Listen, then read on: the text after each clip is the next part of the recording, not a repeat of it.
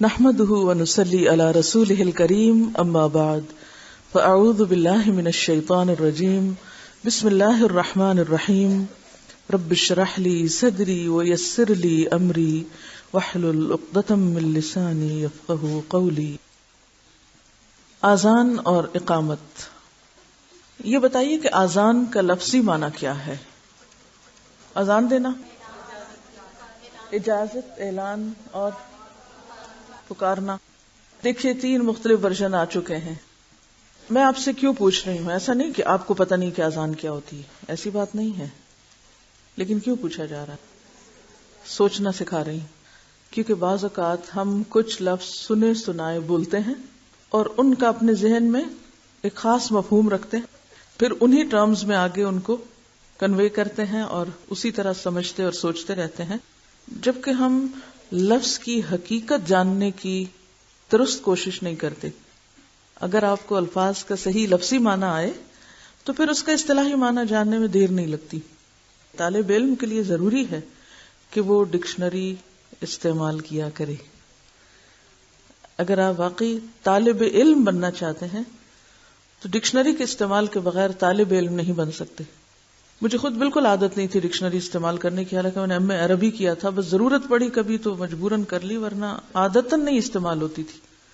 تو جب میں پی ایچ ڈی کرنے کے لیے گئی تو میرا خیال ہے پہلی یا دوسری جو میٹنگ تھی میرے سپروائزر کے ساتھ، تو جب وہ ڈسکشن ہوتی، جو بھی لکھا جاتا تو کوئی لفظ آتا کسی کتاب میں یا کہیں، تو میں اسی طرح کہہ دیتی تھی جیسے ہماری یہاں عادت ہوتی ہے کہ ہاں اس کا مطلب یہ ہو سکتا، جیسے آپ لوگوں نے اندازے سے بتا دیا ایک معنی دوسرا تیسرا، میں بھی یہی کرتی تھی. تو مجھ سے ہمیشہ وہ کہتا کہ ڈکشنری دیکھی تم نے؟ میں کہتی تھی نہیں. فوراً خود اٹھ کے شیلف سے نکال کے ڈکشنری کھول کے پھر کہتی یہ دیکھو کیا معنی ہے. تو پھر میں کہتی کہ ہاں یہ ہے اصل نپا تلا درست معنی. کیونکہ جب معنی اور مفہوم بدل جاتے ہیں نا کسی چیز کے، تو سوچ کا رخ بدل جاتا ہے. تو آپ لوگ عربی ڈکشنری خاص طور پر استعمال کرنا سیکھیں، اور اس کے لیے صرف اتنا ہے کہ آپ کو روٹ آتا ہو لفظ. اور قرآن کو جس طرح پڑھایا گیا آپ کو، اس میں ایک ایک لفظ کے روٹ بتا بتا بتا کے اب تو میرا خیال ہے کافی مانوس ہو گئے آپ اس طریقے سے بھی کہ آپ روٹس تک جاتے ہیں. جب روٹس تک جاتے ہیں تو لفظ پہچاننا کچھ مشکل نہیں رہتا، اور پھر اسے ڈکشنری سے دیکھنا. عام ڈکشنری مصباح اللغات المنجد اردو میں بھی ان کا ترجمے موجود ہیں، اور سادہ سمپل صاف اور بہت آسان ترجمے ہیں. پھر لغات الحدیث ہے ایک کتاب جس میں حدیث کے اندر جو لفظ آتے ہیں ان کے صحیح معنی حدیث کے ریفرنس دے دے کر انہوں نے بیان کیے ہوتے ہیں اور کہاں کس معنی کا اختلاف ہے. تو اگر آپ کو وہ لفظ کا معنی صحیح آ جائے تو آپ کا جو کمیونیکیشن ہے وہ بھی بہتر ہو جائے. جب ہم شارٹ آف ورڈز ہوتے ہیں تو ہماری گفتگو طویل بھی زیادہ ہوتی ہے. جب ہمیں صحیح لفظ صحیح خیال کے لیے آتا ہو تو ہم ٹو دا پوائنٹ بھی بات کرتے ہیں. تو اذان کا لفظی معنی ہوتا ہے اطلاع دینا، خبردار کرنا. ٹھیک ہے. اور اذن یؤذن، اذان کا معنی ہوتا ہے اذان دینا. ٹھیک ہے. تو لفظ اذان کا کیا معنی ہے؟ اطلاع دینا، خبردار کرنا. اب آپ دیکھیں کہ اذان کتنا میننگ فل لفظ ہے. اذان جب ہوتی ہے تو کیا کیا جاتا ہے؟ آپ کو اطلاع دی جاتی ہے. کس بات کی؟ جی ہاں، نماز کا وقت ہو گیا ہے. خبردار کیا جاتا ہے کہ دیکھو اب باقی کام چھوڑو، اذان ہو رہی ہے، وقت ہو گیا ہے نماز کا. ٹھیک ہے. قرآن پاک میں بھی لفظ اذان استعمال ہوتا ہے اور وہ اعلان کرنے کے معنوں میں ہے، اور اسی طرح جس معنی میں ہم اس کو لیتے ہیں یعنی نماز کی اطلاع دینا مراد ہے یہاں، تو اس میں قرآن پاک میں آتا ہے اذا نادیتم الی الصلاۃ، جب تم پکارتے ہو نماز کی طرف، یعنی اذان جب دیتے ہو. تو نماز کی پکار جو ہے وہ اذان ہے. اور اسی طرح حدیث میں بھی آتا ہے مالک بن حویرث کو جب آپ بھیج رہے تھے ان کے قبیلے کی طرف، تو آپ نے ان کو کیا فرمایا کہ فَإِذَا حَضَرَتِ الصَّلَاةُ فَلْيُؤَذِّن لَكُمْ أَحَدُكُمْ، کہ جب نماز کا وقت آ جائے تو تمہارے لیے تمہیں میں سے کوئی ایک اذان دے. یعنی اس سے کیا پتہ چلتا ہے کہ اذان کوئی بھی شخص دے سکتا ہے جسے اذان یاد ہو. اذان کی ابتدا کب ہوئی؟ رسول اللہ صلی اللہ علیہ وسلم جب مدینہ منورہ تشریف لائے تو سوال پیدا ہوا کہ نماز کے اوقات کا اعلان کیسے کیا جائے. کچھ لوگوں نے یہ تجویز دی کہ نماز کے وقت بلند مقام پر آگ روشن کی جائے یا ناقوس بجایا جائے، بگل بجایا جائے. حضرت انس رضی اللہ عنہ نے فرمایا ذکر النار والناقوس فذکر اليہود والنصارى فأمر بلال ان يشفع الآذان وان يوتر الإقامۃ. بعض صحابہ نے کہا کہ آگ کا جلانا یا ناقوس کا بجانا یہود و نصارہ کی مشابہت ہے. پھر حضرت بلال رضی اللہ عنہ حکم دیے گئے کہ آذان کے کلمات جفت کہیں. جفت کا کیا معنی ہوتا ہے؟ دو بار. اور تکبیر اقامت کے کلمات طاق سنگل ایک دفعہ کہیں، سوائے قد قامت الصلاۃ، یعنی قد قامت الصلاۃ کے علاوہ باقی ایک بار. قد قامت الصلاۃ 2 بار. آذان کے جفت کلمات اللہ اکبر اللہ اکبر اللہ اکبر اللہ اکبر، اشہد ان لا الہ الا اللہ، اشہد ان لا الہ الا اللہ، اشہد ان محمد الرسول اللہ، اشہد ان محمد الرسول اللہ، حی علی الصلاۃ حی علی الصلاۃ حی علی الفلاح حی علی الفلاح، اللہ اکبر اللہ اکبر، لا الہ الا اللہ. اللہ سب سے بڑا ہے، اللہ سب سے بڑا ہے، اللہ سب سے بڑا ہے، اللہ سب سے بڑا ہے. میں گواہی دیتا ہوں کہ اللہ کے سوا کوئی معبود نہیں. میں گواہی دیتا ہوں کہ اللہ کے سوا کوئی معبود نہیں. میں گواہی دیتا ہوں کہ محمد صلی اللہ علیہ وسلم اللہ کے رسول ہیں. میں گواہی دیتا ہوں کہ محمد صلی اللہ علیہ وسلم اللہ کے رسول ہیں. نماز کی طرف آؤ، نماز کی طرف آؤ، نجات کی طرف آؤ، نجات کی طرف آؤ، یا کامیابی کی طرف آؤ، کامیابی کی طرف آؤ. اللہ سب سے بڑا ہے، اللہ سب سے بڑا ہے، اللہ کے سوا کوئی معبود نہیں. اگر لوگوں کو آذان کا معنی آتا ہو تو یہ پکار سن کر کون گھر بیٹھ سکتا ہے؟ تو آپ سروے کر کے معلوم کر سکتے ہیں کہ ہمارے کتنے % لوگوں کو آذان کا معنی معلوم ہے. بچے بھی جو اسکولوں میں رٹتے ہیں تو بعض اوقات آذان الگ اور ترجمہ الگ، اول سے آخر تک پیراگراف کی شکل میں رٹ لیتے ہیں. انہیں یہ نہیں پتا ہوتا کہ کون سا جملہ کس کا معنی ہے، اور پھر آگے اس کا مفہوم کیا ہے وہ تو زیادہ دور کی بات ہے. فجر کی آذان میں حضرت ابو محذورہ رضی اللہ عنہ کہتے ہیں کہ رسول اللہ صلی اللہ علیہ وسلم نے ان کو آذان کی تعلیم دی اور فرمایا کہ فَإِن كَانَ صَلَاةُ الصُّبْحِ قُلْتَ الصَّلَاةُ خَيْرٌ مِّنَ النَّوْمِ الصَّلَاةُ خَيْرٌ مِّنَ النَّوْمِ.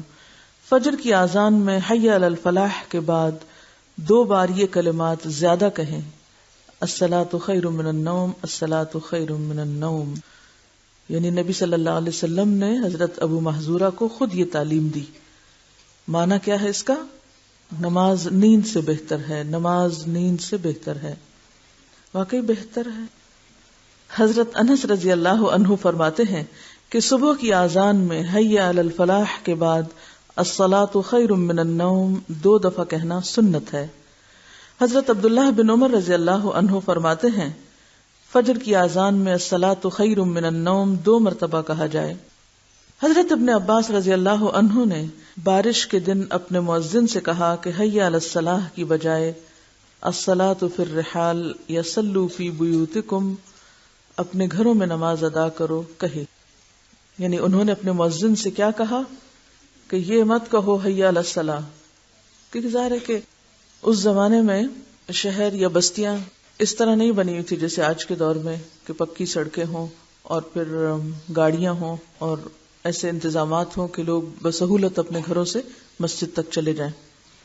آپ ذرا تصور کیجئے ایسی جگہ کا کہ جہاں سڑک بھی کچی ہو، جہاں مسجد بھی کچی ہو، جہاں بارش ہونے سے ہر طرف پھسلن ہی پھسلن ہو جائے.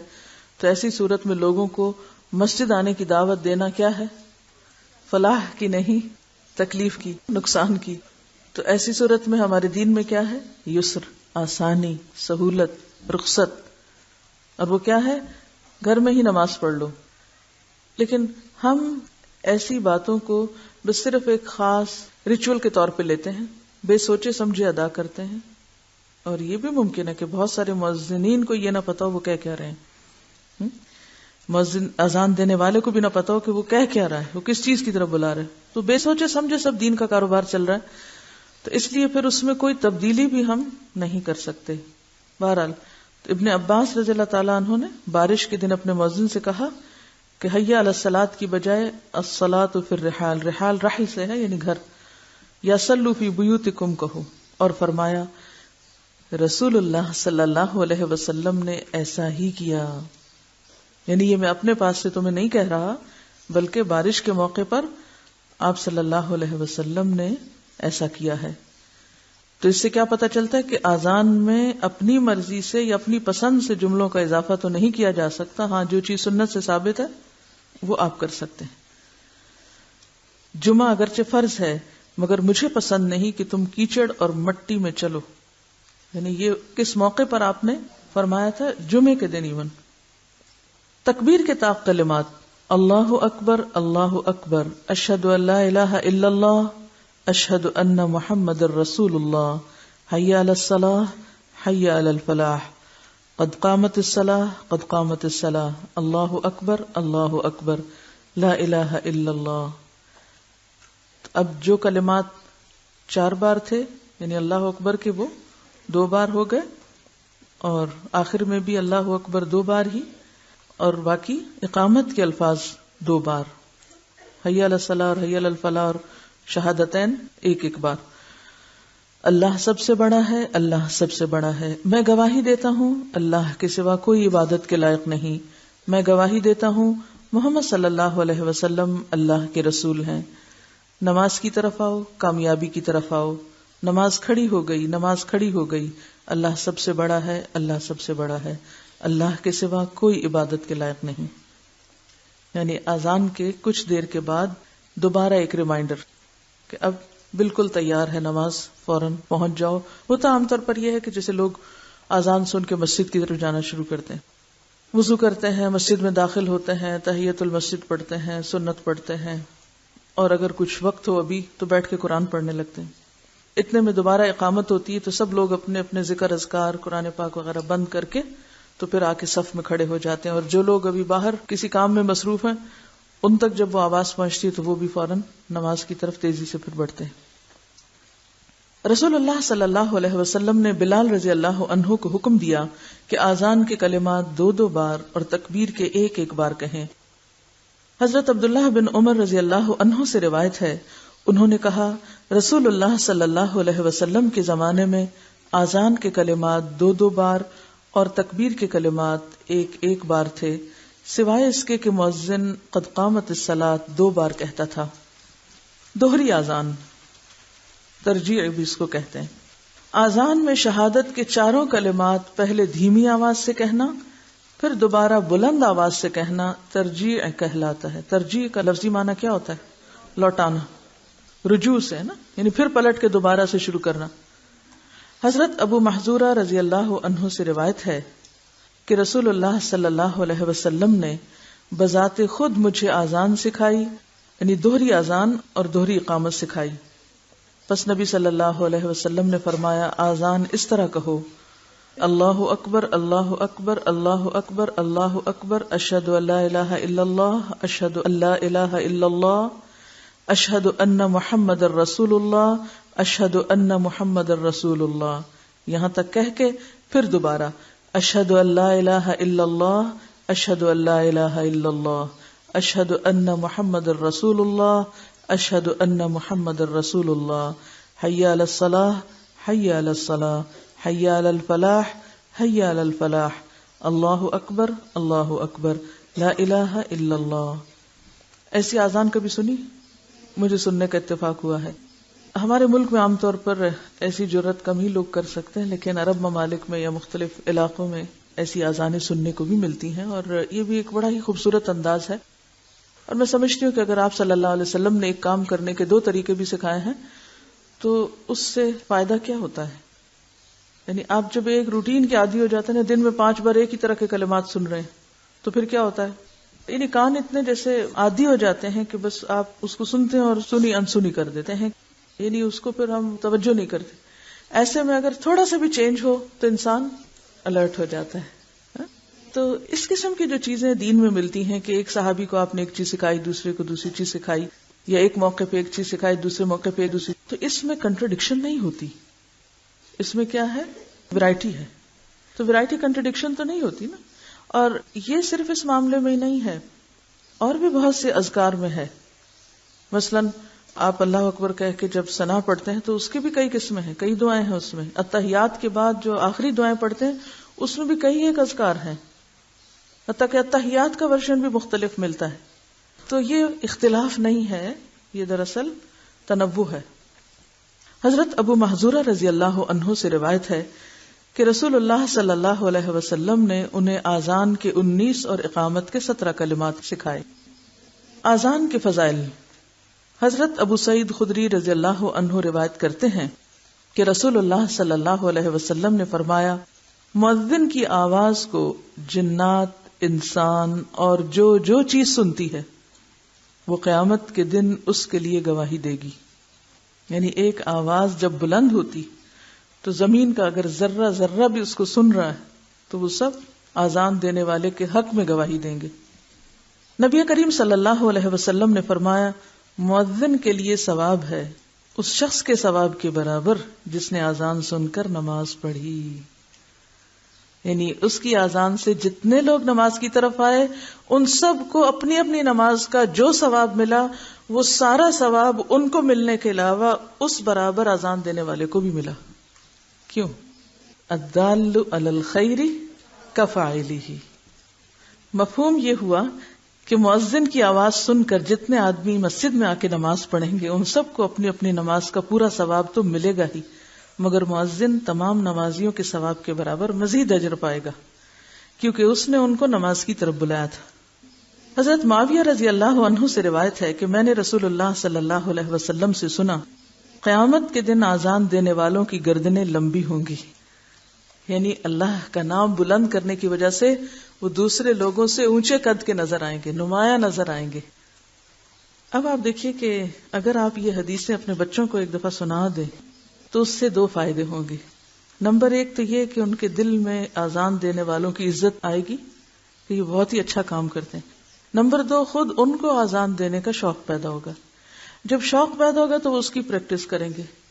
جب پریکٹس کریں گے تو وہ جو ہر وقت گانا گانے کے منتظر رہتے ہیں یا گانے میں ان کا دل لگتا ہے, تو جب ان کو اس کا ایک آلٹرنیٹ ملے گا تو وہ ایک تسکین ہوتی ہے نا, انسانی روح کی ایک طلب ہوتی.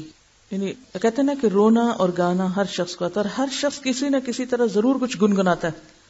یہ ایک بالکل فطری سی بات ہے. اب چاہے تو آپ اچھے الفاظ گنگنائیں اور چاہے تو فضول قسم کی باتیں زبان پہ لائیں. اب جب لوگوں کو کوئی اچھی چیز پڑھنے کو نہیں ملتی, قرآن کی قرات نہیں کرتے, آذان دینے کا کوئی شوق نہیں, نہ سکھائی جاتی ہے, تو اس کا نتیجہ کیا ہوتا ہے؟ وہ جو اندر حص ہے نا, ایک بھوک ہے یا ایک پیاس ہے یا ایک ضرورت ہے اپنے اندر کی, وہ پھر جنک سے مٹائی جاتی. اگر آپ اپنے بچوں کو صحیح کھانا نہیں دیں تو وہ کس چیز کے عادی ہو جاتے ہیں؟ جنک فوڈ کے. کیا پسند کرتے ہیں؟ فضول قسم کی چیزیں جن سے کوئی غذائیت حاصل نہیں ہوتی, اور ادھر ادھر کی چیزیں کھا کے جب فیلنگ کر لیتے ہیں تو پھر صحیح کھانا کھانے کو دل ہی نہیں چاہتا, وہ اچھا ہی نہیں لگتا ان کو. تو ہمارا حال بھی یہی ہو چکا ہے کہ ہم نے بچوں کو بابا بلیک شیپ تو سکھا دی لیکن آذان دینا نہیں سکھائی. آپ یہ سکھائیں تو صحیح, اور پھر یہ کہ گھر میں لگا کے سنوائیں بھی بچوں کو مختلف طرح کی آذانیں, کیونکہ افسوس کے ساتھ کہنا پڑتا ہے کہ رہ گئی رسم آذان روح بلالی نہ رہی. تو ہمارے میجورٹی مؤذنین کی مشکل یہ ہے کہ وہ روح بلالی نہیں ہے ان میں, جس کی وجہ سے بچوں کو گانے والے تو اپنے آئیڈیل اور ہیرو لگتے ہیں مگر مؤذن کو وہ آئیڈیلائز نہیں کرتے. اب اس صورت میں کیا کیا جائے؟ شکوہ, شکایت, رونا دھونا کو مسجد والے یہ کر رہے ہیں, ہے کوئی آلٹرنیٹ؟ مختلف آذانوں کی کلیکشن کریں. انٹرنیٹ پہ مختلف جگہوں پر مختلف آذانیں آپ لے کے ڈاؤن لوڈ بھی کر سکتے ہیں اپنے پی سی پہ, اگر یہ فیسلٹی ہے. اگر یہ نہیں ہے تو کسی نہ کسی طرح ان کو کلیکٹ کریں, گھر میں لگائیں, سنوائیں, یاد کرائیں اور دلوائیں. کہیں نہ کہیں چلے آپ کہیں کہ اگر آپ کی مسجد کی آذان آپ کے گھر میں آتی ہے تو ٹھیک ہے, اور اگر دور ہے مسجد اور پوری کلیئر نہیں آتی تو بچوں کو کھڑا کریں, دیں آذان. اگر پہاڑ کی چوٹی پہ ایک شخص اکیلا بھی نماز پڑھ رہا ہے تو کیا ہے, آذان دے سکتا ہے نا. تو اسی طرح اگر مسجد دور ہے یا بہت آذان کی آواز صحیح نہیں بھی آتی تو بچے کو گھر کی گیلری میں کھڑا کر دیں. پھر یہ بھی ہو سکتا ہے آپ اسکول میں جا کے بات کریں کہ بچے کو آذان دینے دیں, اسی طرح آپ پکنک پہ لے جائیں بچوں کو یا کہیں بھی جہاں بھی دور ہے مسجد نہیں پراپر آواز آ رہی تو وہیں کھڑا کر دیں بچے کو، چلو بھی آج تم اذان دو، آج تم دو، آج تم دو، تاکہ وہ اسے اپنا کام سمجھے. پھر آپ دیکھیں گے کہ اس سے ان کی شخصیت پر بھی اثر پڑے گا اور وہ کچھ کر کے آپ کو دکھائیں گے، کیونکہ شیطان آذان کی آواز سے بھاگتا ہے. تو بچوں کے اندر جو شیطان ہوتا ہے نا، جب آپ ان کو آذانوں پہ لگائیں گے تو وہ شیطان بھی بھاگے گا، خواہ تھوڑی دیری بھاگے مگر جائے گا. کیونکہ اگلی حدیث میں آتا ہے، حضرت ابو ہریرہ سے روایت ہے کہ رسول اللہ صلی اللہ علیہ وسلم نے فرمایا، جب نماز کے لیے آذان دی جاتی ہے تو شیطان پیٹھ پھیر کے بھاگ جاتا ہے، جب آذان ختم ہو جاتی ہے تو آ جاتا ہے، جب تکبیر کہی جاتی ہے تو پیٹھ پھیر کے بھاگ جاتا ہے، جب تکبیر ختم ہو جاتی ہے تو پھر آ جاتا ہے اور نمازی کے دل میں وسوسے ڈالتا ہے، فلاں بات یاد کرو، یہاں تک کہ آدمی کو پتہ نہیں چلتا کہ اس نے کس قدر نماز پڑھی، یہ بھی بھول جاتا ہے کہ کتنی رکعتیں پڑھی. یہ حال ہو جاتا ہے. تو یہ جو میں آپ کو مشورہ دے رہی ہوں نا بچوں کو آذان سکھانے کا، اس کا میں نے ذاتی طور پہ تجربہ کیا ہے. سنوائی، یاد کروائی، دلوائی، اور پہلا میڈل جو میرے بیٹے کو ملا وہ آذان کمپٹیشن پہ تھا.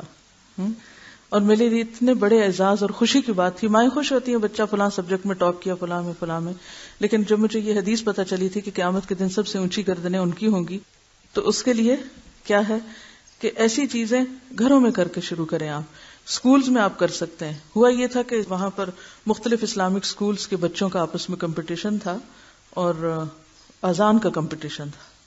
ہمارے ہاں کئی طرح کے کمپٹیشن ہوتے ہیں، لیکن بچوں میں کبھی ہم نے اذان کمپٹیشن نہیں کروایا. کیوں؟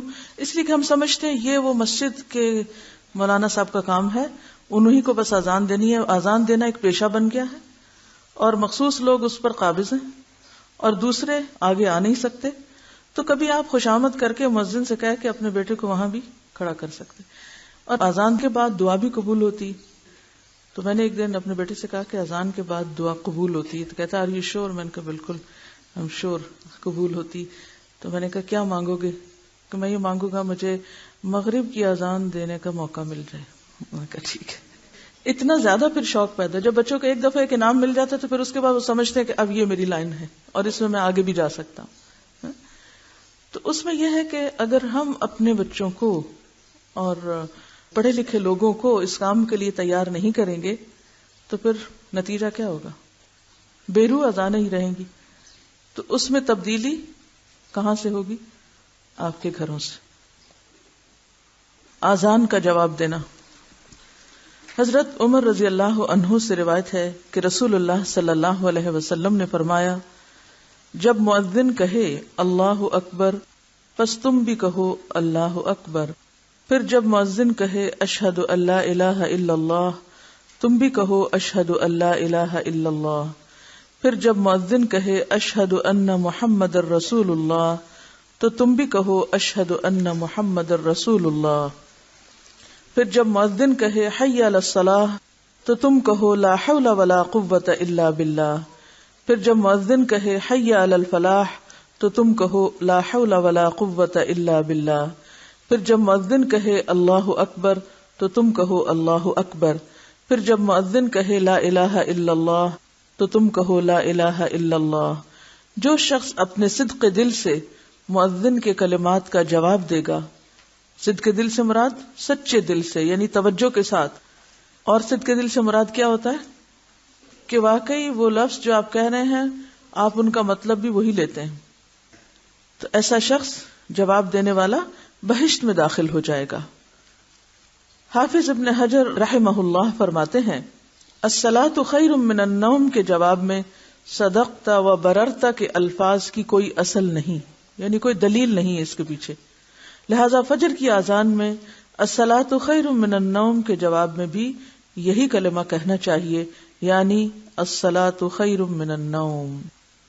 تکبیر کے دوران یا بعد میں اقامہ اللہ و ادامہ کہنے والی ابو داود کی روایت کو امام نووی رحمہ اللہ نے ضعیف کہا ہے. تکبیر کیا ہوتی ہے؟ اقامت. تو اس میں قد قامت الصلاۃ کا جواب کیا ہے؟ قد قامت الصلاۃ. اس کے جواب میں یہ کہنا اقامہ اللہ و ادامہ، یہ روایت ضعیف ہے.